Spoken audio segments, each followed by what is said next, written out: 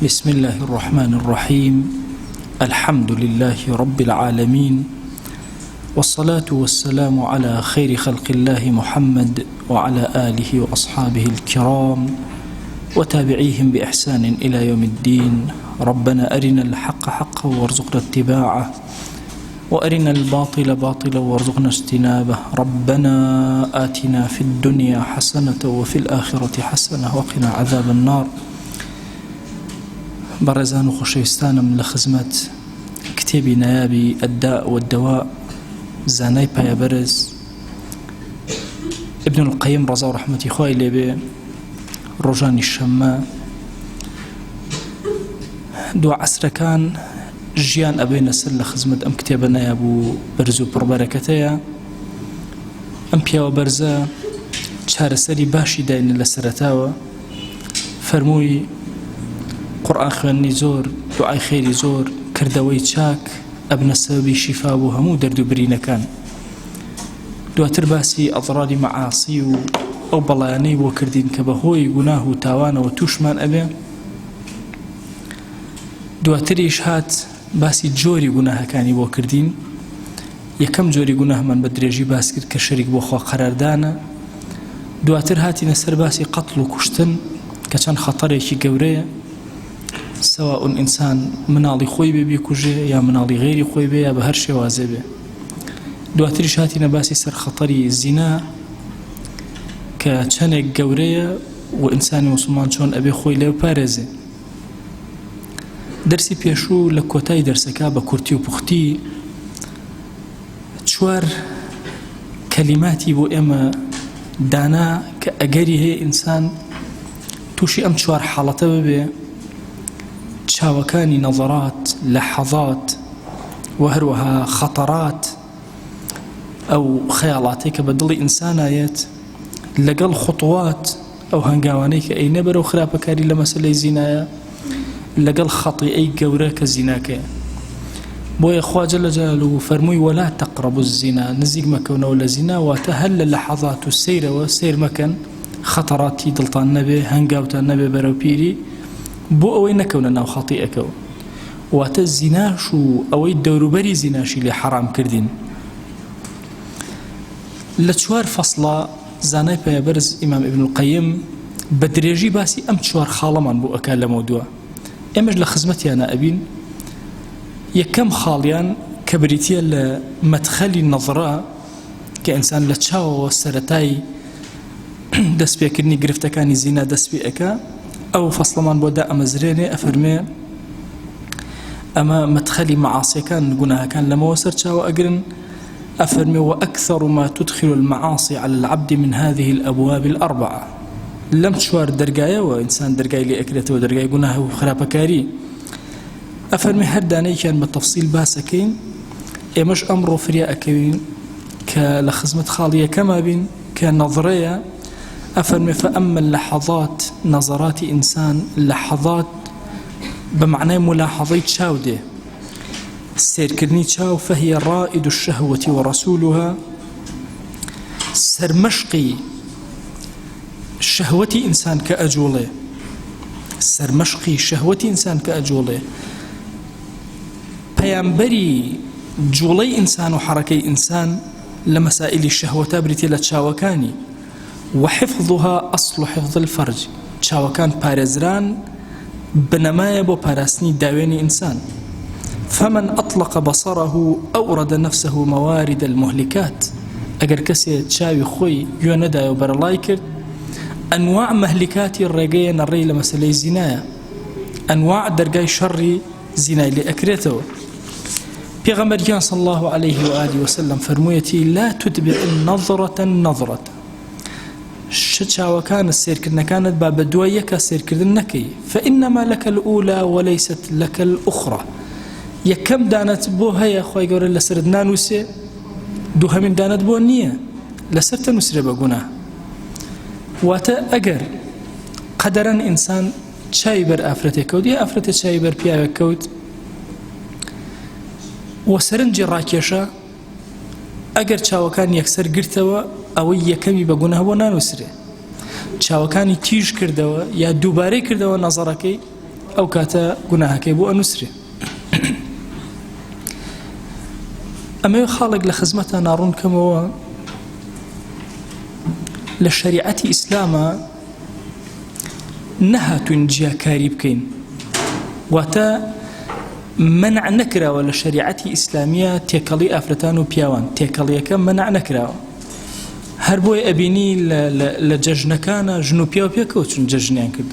نوێژە بارانە پێکەوە ڕۆشت و نوێژە بارانیان کردووە، لە مزگەوتە پێکەوە چون نوێژیان کردووە، هیچ پەردە و حیجابێکیش نەبووە، خانەی جیاشیان نەبووە، بەڵکو هەموو شؤونی حیات. يعني حتى لزمان إمام عمر هندك آفرت هبون لبازار اشتيان أفروشت من عشيان لنك نكشت بفروشت زود طبيعي بقرا هند الدرجة لم درجة أنا هالشريعة خوي كرده وبون من الجهاد لميدان قتاله السيركي آفرتان تداوي جراحة يعني أنا أكردو كساني كبرين داربون أقران لدو هميشه جيش إسلامي كوم الله آفرتي لقلاو بويا اختلاط لشريعته منهينية تيكلاويك منهينية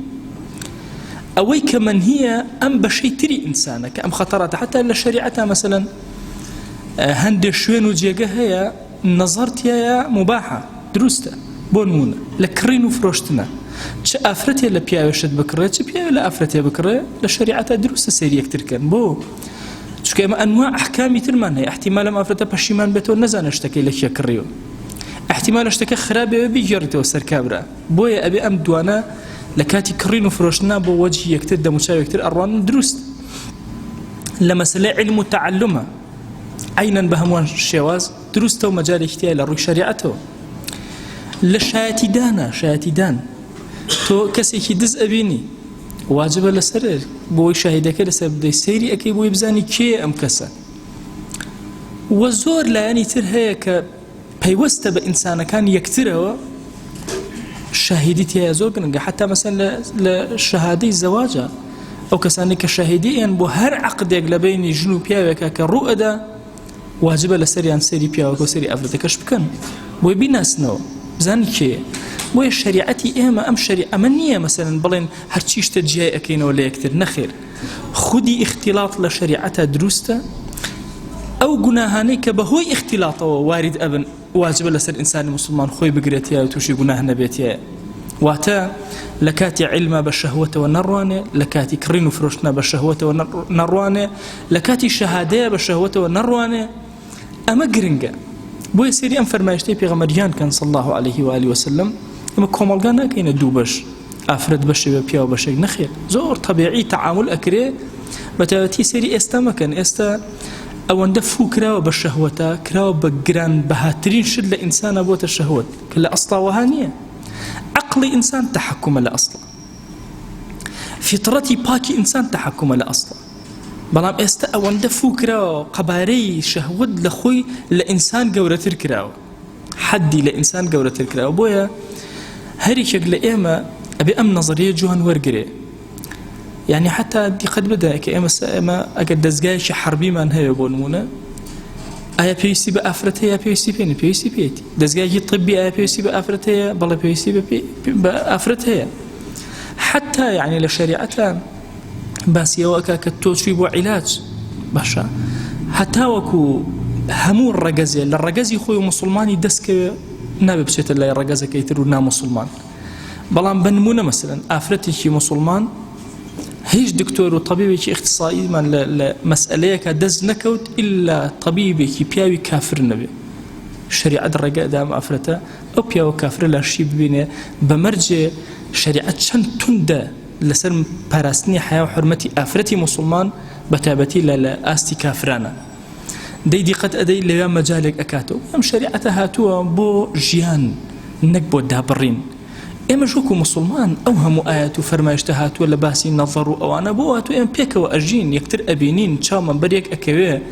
بەڵام گرنگ ئەوەیە ئەم نەظڕەیە نەظڕەی دووهەمی بەس دوایە نێت و بە شەهوەتەوە سیر نەکرێ ئەفەرمێ لە فەرمایشتێکی ترە لە موسنەدا کە هاتووە النەظرەة سهم مسموم من سهام ئیبلیس یەکێ لە تیرە ژەهراویەکانی شێطان کە ئەیگرێتە دڵی کەسی ئیماندار سەواء لە ئافرەتانە یا لە پیاوانە بريتيلشي لو نظريه ولو سير كرنية كم جارة فمن غض بصره عن محاسن امرأة لله فرما يشتكي لك وتوا فرما تشاوكي أجري إنسان لبرخاتي خواسيري جوان وجمال آفرة يقناك أورث الله قلبه حلاوة إلى يوم يلقاه خواهي قورا حلاوة وشيرين إيمان لدل يدروسك كاتا أو رجي بي أقاتا وأقر أم بشي أخيري شي لسندك ضعفك يا بلام قرنگ أوي أما بزانين سهمك لسهمكاني شيطان والسرتايق لسرتها خطركان بفوتاني إنسان لباري شهوته بريتي لشي بريتي للنظر كإنسان رب كاتبا بالنظر بيغمريان صلى الله عليه وآله وسلم فرمي غضوا أبصاركم واحفظوا فروجكم شاوة كان مبارزن داوانا كانت أنا بارز لي يان هردو كان بيكو بارزن إياكم والجلوس على الطرقات جاري كان فرمي بهاولان أقاتا نبي لسر قدانا نيشن وتيان يا رسول الله مجالسنا ما لنا بد منها والله يا وشوني دانشني أما ناتوين لي دانا نيشن أي بيغمري خواه صلى الله عليه وآله وسلم طبعا ليرا دي قد بدن أمري بيغمري خواه صلى الله عليه وآله وسلم بلام لطاقتي أصحابانية والله ناتوين يا رسول الله أنا وشونا من هي أخذت يا دامش أقول ليش دانا نيشن شبكين فرمي دي قيناك فإن كنتم لابد فاعلين ما دام حد أتانا دانشن فأعطوا الطريق حقه ما في الرقبدا وتيان ما فكيت شيء فرمي غض البصر وكف الأذى ورد السلام سيشد شاوتان ببارزن أزاري كس مدن ورد السلام هرش كالسلامي لكن جوابي بدن خوتا مشغول ما كان بشتيك وكجواب ندن لهر شوينة كإنسان دانيش أبي أمس ما فجي بجيك كف الأذى زور قوري تقول شوينة كدانيش توي خلق ليه وأروى هاش كزروش طعنيكي لمدى غيبتيكي مكة بهتانيكي ومكة كف الأذى ببارز خود ببارز لي بتشكترين آزاري هيك كسيك مدى لسر أو رجع دي إمام ابن القيم دواء فرمايشتانا أفرمي والنظر أصل عامة الحوادث التي تصيب الإنسان والله السير كردن سرتاي يان بنماي هرشي قرفتك كتوشي إنسان نبي لسير كردنا ودروس به فالنظرة تولد خطرة كل آخر هرشاوة كسير أكا خيالات بو إنسان دروسك خيال فكر بو إنسان دروسك فكر شهوة لإنسان أجولين إنجا شهوة لإنسان إراديك بقوتها دروس أكا إرادك بهذا بهذا أبيت عزيمتك جازم لم إنسان إلا أكوتنا وهلا وكبو عزيمة بوهي العزيمة إنسان قناها كشي نكرد به توشي قناها به العزيمة قناها نكرد به توشي قناها أبيت وتهمو خيالاتك بدلي إنسانيات وذكري وفكري إنسانيات وانيا لس هيجي قناهي نبي كمان بو عزيمة لايتو بو خصلت لايتو تو تصور كان كسجنات وانا دزيبك اگر دزي لنا خانو بتاع عزيمة بو بشي عزيمتك لدلي إنسانات توجي قناها كسجنات وانا زيناك اگر نبو بتاع عزيمة للاي مسألة زينا بو همو سرتاك اگرتو بو سير كردن كتو سيرت كرد خطرات كجناها لسرني لخطرات لم يشتدروس به دو يبت فكرك للايتو دو هي ورده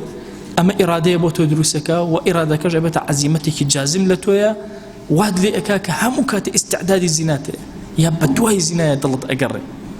بو انسان توشي زنا ابي دي اجر انسان افرمي اجر هاتو بو زنان فرمي انا خوغرتنا ولا تشاو زور اساندر لخوغنا ولا دواي تشاو شو اجر انسان لسرتها وبري يتر او خطورات وخيالات انا بو دروز نابه شاعرك فرمويتي كل الحوادث مبداها من النظر حامو حادثة كان كالرؤدا لجياني إنسان سرتاكي لتشاو دسفيك لسير كرنوا ومعظم النار من مستصغر الشرر زوريني أقرأ كان كأكونو لجيهانا لبوشك أقرأ كي زور بشوك ودسفيك بوشكي كي زور بشوك دارستاني كي قورة أسوتيني شورتي كي كهرباء زور بشوك مالي كي زور قورة قشنگ أسوتيني شررێکی بچووک پرژە ئاگرێکی زۆر بچووک ئاورینگێکی کەم و ئەکات دنیایەک بسووتێنێ جاری وهەیە بە چەند حکوومەت ئاورینگێکی بچووک کەوتوێتەوە تازە کۆنتڕۆڵ ناکرێت ناکوژێتەوە كم نظرة بلغت في قلب صاحبها كمبلغ السهم بين القوس والوتر چەند بینین هەیە دڵی بەرامبەرەکەی پێکاوە هەر چۆن سەهمێک أتقينت برانبرك أبيشي أبو شوازة بيكاويتي ما دام إنسان عبد خەریکی چاوێک بێ کە چاوەکەی بگێڕێ سەیری چاوەکان کە دەبەخوا ئەمە تووشی خەتەرات ئەبێ ئەی هاوار چەند شت هەیە کە يسر مقلته ما ضر مهجته چەند شت هەیە ئینسان چاوی پێی خۆشە بەڵام خوێنی دڵ و ڕۆحی زەرمەند ئەبێ پێ چاوی حەزەکە بۆ بینینە هەموو ئینسانێک حەز بە نەزەر ئەکە بەڵام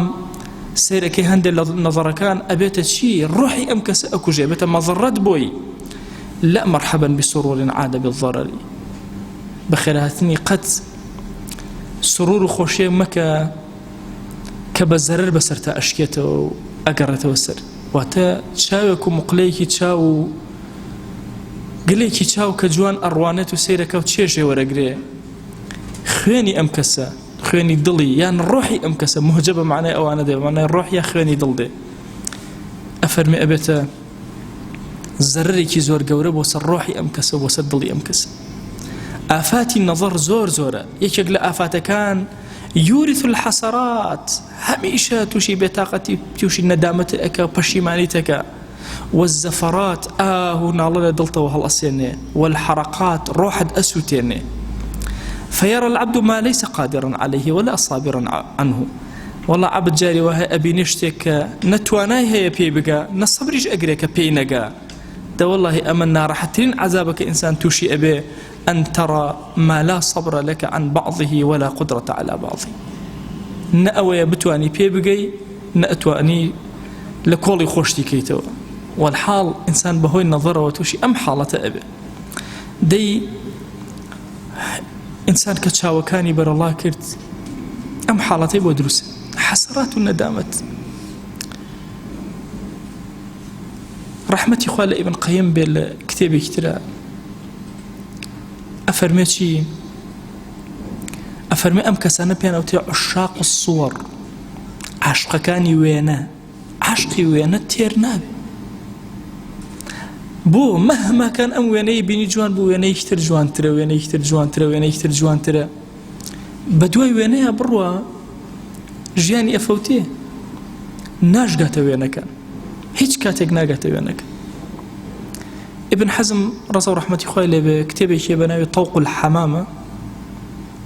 أو كتابه كي زور عظيمة للراسية بو قنج لأمرويا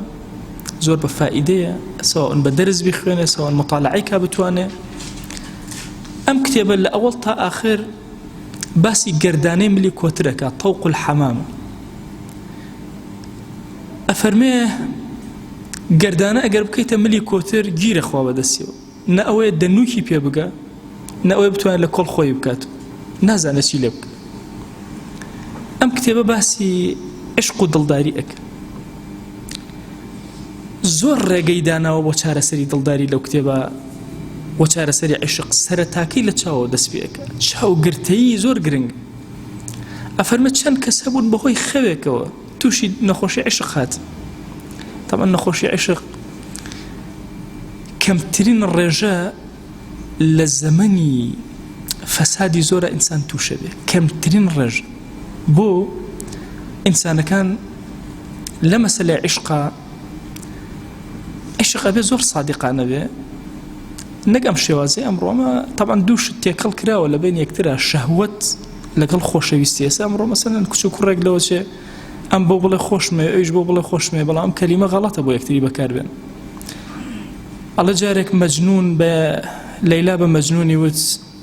وتی تا ئێستا نەمبینی جارێک نێوچەوانت بۆ سێرم ناکەی وتی ئەترسم برژانگەکانم پەڵەیە لەسەر تۆ دروستکە بۆیە قەت سێرت ناکەم ئەو معانی خۆشەویستی ئامادە نییە سەیرێکی بکەنەوە لەکەیەک وەربگرێ نەبادا لەکەی وەرگرێ ئەمە معانی قوڵی خۆشەویستی ئەگەر دوو کەس یەکتریان خۆشویست تەسەوورکەن ئەگەر دوو کەس یەکتریان خۆشویست ئەتوێنەوە بۆ یەکتر نەکتوانەوە بە خەیاڵی شەهەوانی ئەمڕۆ زۆرینەی گەنج نەخۆشی عشقتیانە زۆ زۆر کەمە نەخۆشی شەهوەتیانە زاڵە بۆزنەوە کافرانیش ئەزانن عاشق ڕازگۆیە ئامادەیە هەموو ڕۆحی خۆی فەوتێنێ بچووکترین شتێک لەسەر بەرامبەرەکەی دروست نەبێ بۆیە ئامادە نییە بە حەیاتی ئەگەر کەسێکی خۆشویست ناتوانێت دەستبازێکی لەگەڵا بکە ناتوانێت بە تەواوی مانە سەیرێکی بکە ناتوانێت چونکە ئەم کەسە ئەو کەسی خۆشەیە نایە بچووکترین زەرر و لەکە بکەوێتە سەری ئەو کەسەی کە جوڵە و حەرەکەیەکی شەهوانی کرد دڵنیا بە خۆشەویستی لە مەسئلەکانی ئەوە بڕاوەتەوە زۆرێک هەبوون لە عاشقەکان کە ابن حەزم باسییانەکە کە گەیشتوونەتە یەک مردوون نەیانتوانیوە سەرجەیی لەگەڵ یەکترا بکەن تەسەوور کە مردوون نەیانتوانیوە سەرجەیی لەگەڵ یەکترا بکەن بۆ چونکە شەهوەتیان فڕێداوە لە مەسئلەی حوب و خۆشەویستیە ئایا سەرەتاکانی شەهوەت لەم دوو کەسا دەرئەکەوێ یا سەرەتاکانی عشق و دڵداری دەرەکەوێ لا ئێمە ئەم دوو کەلیمە بە غەڵەت بەکاری وە کافران و بێدینانیش بە تایبەتی عەلمانیەت یان با بڵێن غەرب و سەهیۆنیەت بەگشتی هاتوون ئەم بەشیان لە ئینسانە زۆر بەرز کردوێتەوە بۆ چونکە بۆی بەشی ئاژەڵی ئینسان سەرکەوێ بەسەر عەقڵی ئینسان یەکەم کەس کە داء العشقی دۆزیەوە ئیبن سینا بوو گەنجێکیان هێنا کە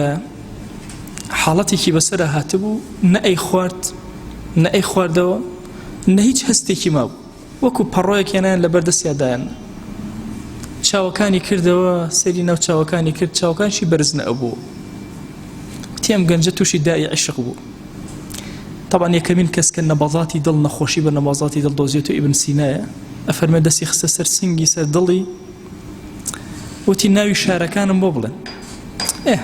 بە ناوی بڕە شار بڵێ هەڵێ دەستیان کرد بە ناوی شار وت هەولێر دڵی هەروەکو خۆی کەرکووک هیچ نەگۆڕە تیان سلێمانی تەپ تەپ تەپ تەپ زیایی کرد وتی ئاهاجا گەڕەکانی سلێمانی بۆ بڵێن گەڕەکانیان بۆ بەختیاری هیچ نەجوڵە ڕزگاری نەجوڵ زەرگەتە نەجوڵە خەبات نەجوڵە کارەزەوشک تەپ تەپ تەپ تەپ دەسی پێکردەوە زیاتر لێدە وتی جا گەڕەکانی ناو کارەزەوشکم بۆ بڵێن چەند عەشر لە کارەزەوشکایە وتیان وەڵا زۆرن تی ئادەی بیانڵێن پێنجوێنەکان قامیشیەکان هەڵەبجەیەکان دەی دەی دەی دەی لە ئەخیرە گەیشتە شار باژەر چکە شار باژەری زۆر لێیە کارەزەوشک تەپ تەپ تەپ تەپ زیاتر دەسی پێکرد وتی ئاجا بنەماڵەکانی ناو شار باژەرمەوە بژمێرن بنەماڵەیەکی دۆزیەوە وتی دەی ماڵی ئەو بنەماڵەیان پێ بڵێن یەکەیەکە فڵان فڵان فڵان گوندەکان دەی دەی دەی دەی دەی ئاخیرن وتی ئەو ماڵە بوەست لێدان نەما هەخەری و دڵی هاتە دەرەوە ئەش وتی ئادەی چەند ئافرەت لەناو ئەو ماڵە هەیە بڵێن وتیان فڵانە کەس فڵانە وتی ئەویانم بۆ بانک فڵانە ئافرەت کە بانگیان کرد بانگی کرد هەستایە تەسەوورکەن ئەمە دای عشقە ئەمانە ئێمە چۆن زەمانێک ئەم دوو کەسە پێکەوە ئەنواع قسەی سیر لە بینیانە ئەگوزەرێ لە دوایشە زۆر بە سەهلی واز لە یەکترێن هەردوو لە ئامادەن من زۆر کات بینیومە جاریوە هەبوو بینیومە کوڕە خەریکە شێتە بێ کچەکار حیسابیشی بۆ ناکە بۆ چونکە ئەو زەمانی کە قسەی لەگەڵا کردو قسەی شەهوەت بۆ خۆ قسەی عشق نەبووە یان بەعکسەوە کچە داماوە هەموو دڵی خۆی داوەتێ کوڕەکە هەر تۆزێکیشی نەداوەتی تەنها یاریەک بۆ گەمەیەک بۆ تەواو بۆ گەمەک بۆیە کە عرسانەکەم نەزرە سەرەتایەکە بۆ عشق ئینسان کە تووشی دای عشق هات تازە تەواو خۆی لەدەست ئەدا وەکو مەجنون ئەبێت شێتە بێ نازانێت چی بکە بۆیە ئەفەرمێ ئافاتی نەظەر ئەنواع حەسەرات لە دڵتا دروستەکە بۆ شەهوەتە دەجوڵێنێ نرکۆناڵە دروستەکە حرەخات دروستەکە دەی ئینسان جاری وا هەیە ئەکرێ مەسەلەن خۆی بگرێتەوە لە شتێکی بچووکە لە نەزەرە ئەکرێ کۆنتڕۆڵی خۆی کرد بەڵام دواتر لە خەتەراتە خۆی پێ کۆنتڕۆڵ ناکرێت دوای خەتەرات گەیشتە خطوات زۆر زەحمەتتر کە گەیشتە خەتیئە تەواو لە گۆڤاری ستاندەرە جارێکتر لە خزمەتە نەباسم کردووە ئافرەتە لوبنانیەکان کە پرسیاری کوردیان لێ ئەکرێ ئەڵە زۆر سەرمان لەو میلەتە سوڕەمێنێ کاتێک کە کاری نابەجێ و زینا ئەکەن دوای دەسەکەن بە گریان بۆچی تەسەوور کە زینا ڕوو ئەدا ئەم دوو کەسە هەردوو ڕقیان لە یەک هەڵئەسێت چکە ئەو پێی وایە خەتای ئەو بوو ئەویش پێی وایە خەتای ئەو چکە خەتیئەتە هەردووک خۆی لێ ئەوەکە بۆیە زۆر کات کە زینا ڕوو ئەدا ئەم دوو کەسە شەڕیان ئەبێ یا هەندێک جار یەکێکیان لە یەکێکیان ئەدات هۆکارەکەی چییە؟ پێی وایە ئەو سەبەبی خەتیئەتەکە بوو ئەوی تووشی گوناهباری کردو بۆیە لە ڕاستیە ئینسان ئەکرێت چاوەکانی کۆنتڕۆڵکە بەڵام زۆر زەحمەتە دواتر گرفتەکانی تریانە پێشەوە پێ حەل بکرێت وە کەسی عاقڵ ئەوەیە لە چاوە ئەوەستێ ئەفەرمێ سبحان الله یەکێک لە شتە عەجیبەکان ئەوەیە کە بینینی کەسێک وەکو تیرێک ئاوایە مجرڕدی ئەم سیرکردنە کە ئەنەما تیرێکە لە چاویەوە دەرەچێ ئەدا لەو کەسە ئەگەڕێتەوە ئەدا لە دڵی ئەم نەک لێ ئەدا بەڵکو جێگەیەکی زۆر باشیش لە دڵی ئەکاتەوە یا ڕاميا بسهام اللحظ مجتهدا أنت القتيل بما ترمي فلا تصيبي هو ئەو کەسێکەوە سەهمی چاوەکانت ئەگریتە خەڵک کورە ئەگەر لێ بە خۆت کوژراوی چونکە ناپێکی إلا ئەگەڕێتەوە سەر تۆ يا باعث الطرف يرتاد الشفاء له احبس رسولك لا يأتيك بالعطب هو أو كسيك شاود إهانيتو أبي بدواي شفاء أقرأته وأزاني لو أنا شاود تيربي والشفاء ضله هي من بيته وأزاني دجا سيري أم أفردك يا دجا سيري أم بياوكي باشبي نا بقرأ أم شاود بقرأ هرشون بينيري ناتواني نا تنانا ناتواني کۆتەرەدارێکیشە بۆ بێنێتەوە هیچ شتێک بۆ ناهێنێتەوە ئەفەرمێ لەمانە سیرتر هەموو سیرکردنێ دڵ بریندارەکە ئینجا هەموو سیرکردنی دوای ئەوە برینەکە گەورەتر ئەکە وای لێت ئینسان ئەوێ چارەسەری برینی دڵی کە هەموو جارێ بە بریندارکردنی تر هەتا وەکو وای لێ بە تەواوی دڵەکەی ئەمرێت و خەتمی لێ ئەدرێت چۆن ئاوێنەیەک کە تۆ سەیری ئەەکەی یا بیدەیتە بەر تیشکە و تیشەکە ئەگەڕێنێتەوە وەڵاهی نەزەر بەو شێوازەیە کە سەیر ئەەکەی ئافرەتێ بۆ پیاوە یا پیاوە بۆ ئافرەتێک یەکسەر ئەم تیشکە ئەگەڕێتەوە جارێکتر ئەداتەوە لە خۆت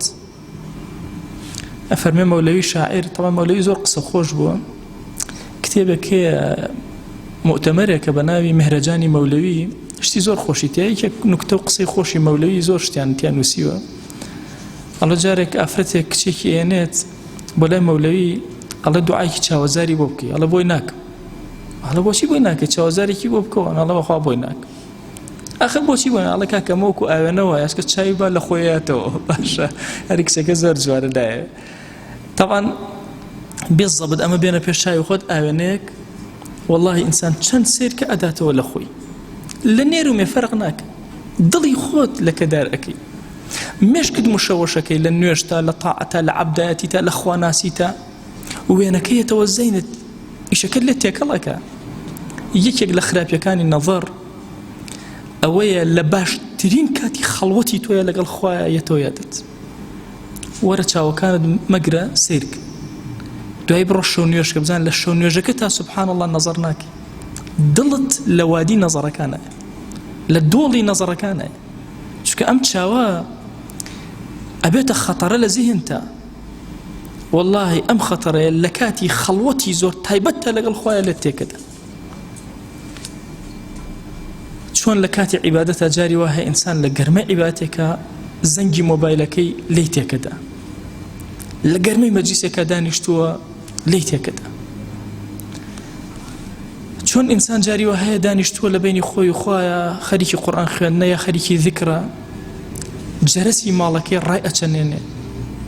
ئیشەکەی لێ تێکەدا هەندێک جار فرمێسکانی لەسەر گۆنای وەستاون لە بەرخاتی خوا شتێک یەتە پێشەوە ئەم خواخوای فرمێسێکی ترێتی بڕێژێ و کەمێک ئاگری لێ دوورکەوێتەوە بە پەلە ئەبێ فرمێسەکانی پاک کاتەوە ڕاکە واللهی نەزەڕەکان ئەوهەیە جاری وهەیە ئەوە سەیرەکەی لە باشترین کاتی عەبدایەتی تا جوانترین وەختەکانە کە هەڵ ئەبژێری کاتی قورئان خوێندنەی کاتی ذیکرە کاتی شەو نوێژە کاتی نوێژی بەیانیت کە لەبەر خاتی خوا لەناو ئەو جوانی لێفە و بەتانێتە هەڵساوی و هاوتە دەرەوە ئەلەو کاتە لێت تێکەدا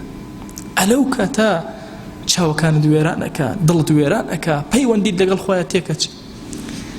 هادم اللذات بمردن أوتري أرماني بسريكا والله هادم اللذات لإنسانا بريتي للنظر هرچی لذت و چێژی عیباداتە تێکی ئەدا بەسەریەک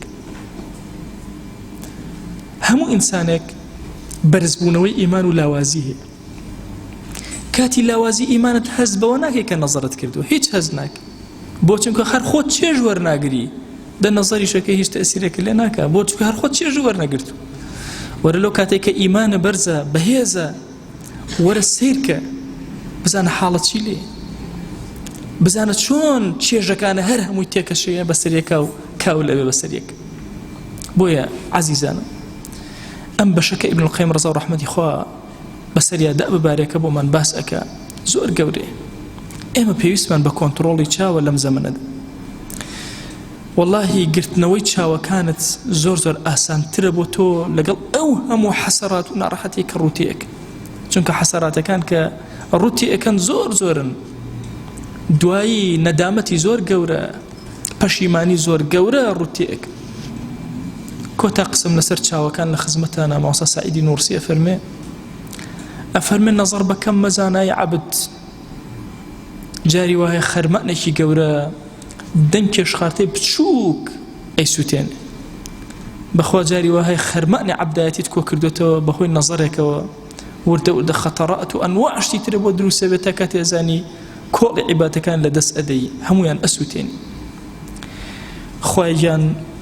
لێت ئەپاڕێنەوە لێت ئەلاڵێنەوە دەستی زەلیلی بۆ تۆ بەرزەکەینەوە پەروەردگارا چاوی دڵمان تەنها لە ڕەحمەتی تۆیە خوای ئێمە عەبدانێکی گوناهکار لەبەر خاتی تۆ لە دەرسێکا کۆبووینەوە یا ڕەبی خوای لەبەردەم کەلیماتی پیاوێکی زۆر عەزیم و گەورە و شیرینە کۆبووینەوە دەیا ڕەبی خوای داوات لێ ئەکەین لەسەر جەم گوناهەکانی چاومان ببوورە یا ئەکرەمە الئەکرەمین خوای گیان نەزەرێ بە ئاشکرا کردومانە عەفومان کە نەزەرێ بە پەنهان کردومانە عەفومان کە پەروەردگارە نەزەرێ کردومانە و لەبیرمان چۆت تەوبەی لەسەرکەین لێمان ببوورە نەزەرێک لەمە دوائیکەین و فریای تەوبە ناکەوین خوای عەفومان کە تو گەورەی خۆت خوایە چاومان پارێزراو کە خوای گیان ئێمە لە جەنگی چاوەکانە زۆر کە شکست دەهێنین و چاوەکانی خۆمان سپاردەی تۆ ئەکەین سپاردە لای تۆ زایە نابێ و زایەمان مەکە یا ئەکرەم الئەکرەمین یا ڕەبی خوای گیان کەڕەم و ڕەحمەت و بەزەی خۆت بەسەرمانە ببارێنە لێ خۆشبوونی خۆت بەسەرمانە ببارێنە عەفوی خۆت بەسەرمانە ببارێنە تو گەورەی خۆت خوایە بمان گێڕە لەو عەبدانەی کە تۆ لێیان ڕاضی ئەبی یا ئەکرەم الئەکرەمین خوای گیان هەر یەکەمان کۆمەڵی گرفتمان هەیە هانامان بە تۆ هێناوە یا ڕەب العالەمین هانامان بە ڕەحمەتێ هێناوە تو گەورەی خۆت خوایە ڕەحمەت و کەڕەمی خۆت بەسەرمانە ببارێنە گرفتەکانمان بۆ چارەسەرکە عیبەکانمان بشارەوە لە گوناهەکانمان ببوورە هەرچی ئەمانەوە پێمان عەتاکە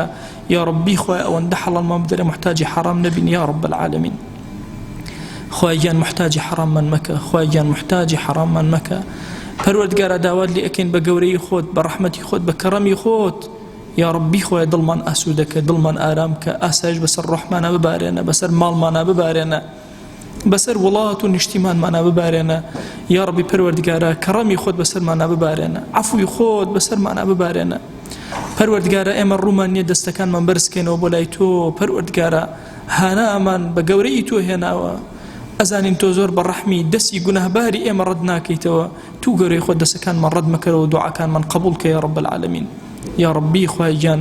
سەرفرازی ئەم دنیا ئەو دنیامان کە بە ئومەتی پێغەمبەریان صلی الله عليه و آله وسلم قبولمان کە بە شوێن کەوتەی و قبولمان کە بە ئومەتی ئەو وەرمانگرە لەژێر سێبەری ئاڵای ئەوە حەشرمان کە